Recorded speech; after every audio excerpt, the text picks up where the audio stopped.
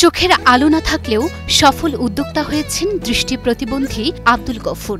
স্বাভাবিক মানুষের মতোই সাবলীলভাবে সামলাচ্ছেন তার মুরগির খামার। আমি তো দেখতে পারতেছি না, মন তো আর হলো ছোট না, মন তো মনে করুন যে একটা কিছু করবার চাই। দৃষ্টি প্রতিবন্ধী হওয়ায় একসময় কোথাও কাজ পাননি আব্দুল গফুর, তবু ভেঙে পড়েননি তিনি। এরপর প্রাণী সম্পদ চিকিৎসকের পরামর্শে 2015 সালে গড়ে তোলেন মুরগির খামার। 2015 সাল থেকে আমি মনে করুন যে এই আমার ফার্মের জগতে আছি। এখন বিশাল মুরগির খামারে সকাল সন্ধ্যা কাজে ব্যস্ত থাকেন গফুর। খাঁচায় থাকা সারি সারি মুরগিদের নিজ হাতে খাবার দেন তিনি। দিনের শুরুতে খামার থেকে মুরগির ডিমও সংগ্রহ করেন গফুর নিজেই। এছাড়াও খামার পরিষ্কারের কাজও একাই সারেন গফুর। মুরগি অসুস্থ হলে নিজেই দৌড়ান ডাক্তারের কাছে। আল্লাহ তাআলা এমন চলার একটা দিয়েছে, একবার যেটা যাইতে পারি ওইটা আমি আজ সব আবার উঠে যাইতে পারি। মুরগি নিয়ে আমি যদি কোনো অসুস্থ হয় তাহলে মনে করেন যে আমি গাঠাল অথবা আমার মোস্তাফা স্যার মধুপুর বাসায় মধুপুর যাই। জন্মের পর স্বাভাবিক জীবনযাপন করলেও শিশুকালে হঠাৎ অসুস্থ হয়ে দুচোখের দৃষ্টি হারান টাঙ্গাইল ঘাটাইলের শিশিরচালা গ্রামের আব্দুল গফুর। পারিবারিক অসচ্ছলতার কারণে চিকিৎসার অভাবে সুস্থ হতে পারেননি তিনি। আমি জন্ম হয়েছিলাম মনে করেন যে সুস্থই, কিন্তু আস্তে আস্তে মনে করেন যে কি আমরা যেন হঠাৎ করে আমার চোখের সমস্যা হয়েছিল।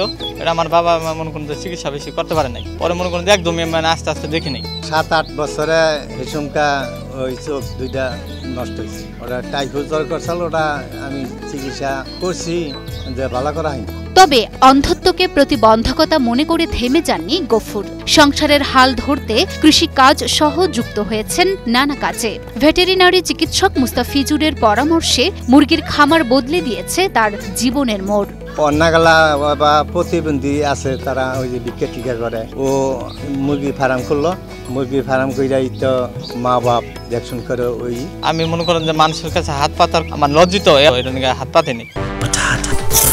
বাছাই করা আলু আর স্পাইসি সিজনিং এ প্রাণ পোটাটা চিপস নাকি বিস্কিট খেয়ে বুঝে নাও। মুরগির খামার শুরু করে তিনি শুধু নিজের জীবনই বদলাননি, বদলে দিয়েছেন তার পরিবারের জীবনও। আমি প্রথমে তো শুরু করছি হলো 1200 মুরগি দিয়ে, আস্তে আস্তে মনে করেন যে আপনাকে এখন হলো আমি আবার 2000 মুরগিতে আছি। মুরগি পালনের পাশাপাশি দৈনন্দিন সব কাজ নিজেই করতে পারেন গফুর। ফোন দেওয়ার জন্য ঠোঁটের আগায় মুখস্থ আছে প্রায় 500 নাম্বার। হাতে ধরেই বুঝতে পারেন নোটের পরিমাণ। আপনার নাম্বার যদি আমার একবার বলে দেন, ওরা আমার মাথায় আল্লাহ দিয়া তুইছে যে যদি আপনার নামটা খালি বলে দেন যে আমার নাম অমক, এই নাম্বার আমার নাম্বার মুখস্থ আছে বললাম। মোটামুটি ধরুন 400, 500, 1000, 200 100 এটা ঠিক মতো ভালোই বুঝি আর কি। 9 বছর বয়সেই টাইফয়েড জ্বরে আক্রান্ত হয়ে দুচোখের দৃষ্টি হারালেও পরিবারের বোঝা হতে না চাওয়া গফুরের উপার্জনে চলে সংসার। সমাজের কাছে এখন সে আইডল। এলাকাবাসী আরো ফার্ম করছে, তারা এত অন্যগালা আগে হয় না। আল্লাহ রহমত আছে, আল্লাহ রহমতে আল্লাহ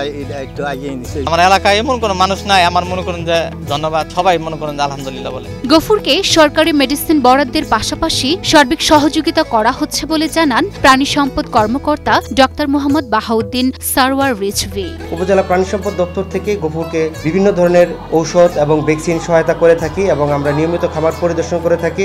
আমাদের ইচ্ছা গফুরকে দেখে যেন এরকম প্রতিবন্ধী বা অসহায় যারা আছেন তারা সফল উদ্যোক্তা তৈরি হবেন এবং ওর কাছ থেকে শিক্ষা নিয়ে যে কোনো সফল হওয়া যায়। দৃষ্টি প্রতিবন্ধী হওয়ার পরেও দৃষ্টিশক্তি কোনো বাধা নয় বা অন্যান্য কোনো পঙ্গুত্ব কোনো বাধা নয়। একজন সফল উদ্যোক্তা হিসেবে গড়ে উঠবে, আমরা এটা প্রত্যাশা করি।